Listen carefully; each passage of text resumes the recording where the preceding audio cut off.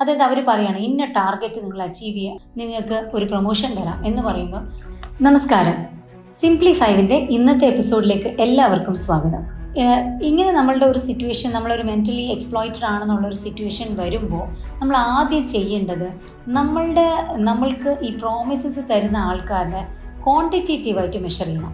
നമ്മൾ ചോദിക്കണം, എത്ര രൂപയുടെ ബിസിനസ്, അല്ലെങ്കിൽ നിങ്ങൾ ഇങ്ങനെ വർക്ക് ചെയ്തിട്ട് കുറേ നാൾ കഴിയുമ്പോൾ നിങ്ങൾക്കൊരു റേസ് തരാൻ പറയുമ്പോൾ എത്ര നാൾ കഴിയുമ്പോൾ എൻ്റെ റേസ് കിട്ടും എന്നുള്ള ക്വാണ്ടിറ്റേറ്റീവായിട്ട് നമ്മൾ മെഷർ ചെയ്യണം. ആൻഡ് ആ മെഷർമെൻറ്റ് നമ്മൾ പറയുന്ന സമയത്തിൽ അല്ലെങ്കിൽ അവർ പറയുന്ന സമയത്തിനുള്ളിൽ നമ്മളത് അച്ചീവ് ചെയ്തിട്ട് അവർ ചെയ്തില്ലെങ്കിൽ നമ്മൾ തീർച്ചയായിട്ടും അവരുടെ അടുത്ത് അത് ചോദിക്കണം. So the step number 3 is quantitatively measure the promises. നമ്മൾ ഈ ക്യാരറ്റ് ആൻഡ് സ്റ്റിക്ക് ടാക്ടിക്സ് എന്ന് പറയുമ്പോൾ അതിനകത്ത് ഫസ്റ്റ് പാർട്ട് വരുന്ന ക്യാരറ്റാണ്. അതായത് നമുക്കിഷ്ടമുള്ള കാര്യങ്ങൾ നമുക്ക് തരാമെന്ന് പറഞ്ഞ് തരാതിരിക്കുകയും അതിനുവേണ്ടി നമ്മളെ കൊണ്ട് പണിയെടുപ്പിക്കുന്നു. രണ്ടാമത് സ്റ്റിക്കാണ്. അതെന്ന് പറഞ്ഞാൽ വളരെ ടോക്സിക് ആയിട്ടുള്ളൊരു എൻവയറമെൻ്റാണ്.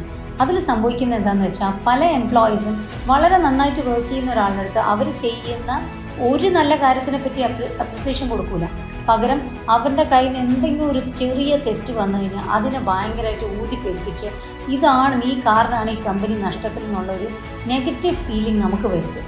അപ്പം നമുക്ക് തന്നെ ഒരു ഗിൽറ്റ് ഉള്ളിൽ വരും, നമുക്ക് തന്നെ ഒരു നഷ്ടം ഫീലാവും. അയ്യോ, ഞാൻ കാരണം കമ്പനിക്ക് ഇത്രയും ലോസ് ആയോ, അപ്പോൾ ഇനി ഞാൻ ശമ്പളം ചോദിക്കേണ്ട, കാരണം കമ്പനിക്ക് ഇത്രയും ലോസ് അല്ലയോ. അങ്ങനെ നമ്മളെ ഒരു ടോക്സിക് എൻവയറമെൻറ്റിൽ നിർത്തുന്നതും മെൻ്റൽ എക്സ്പ്ലോയിറ്റേഷനാണ്. ഇത് കേട്ടുകൊണ്ടിരിക്കുന്ന എല്ലാവർക്കും നല്ലൊരു വർക്ക് പ്ലേസ് കിട്ടട്ടെ എന്ന് ആശംസിച്ചുകൊണ്ട് തൽക്കാലം വിട വാങ്ങുന്നു.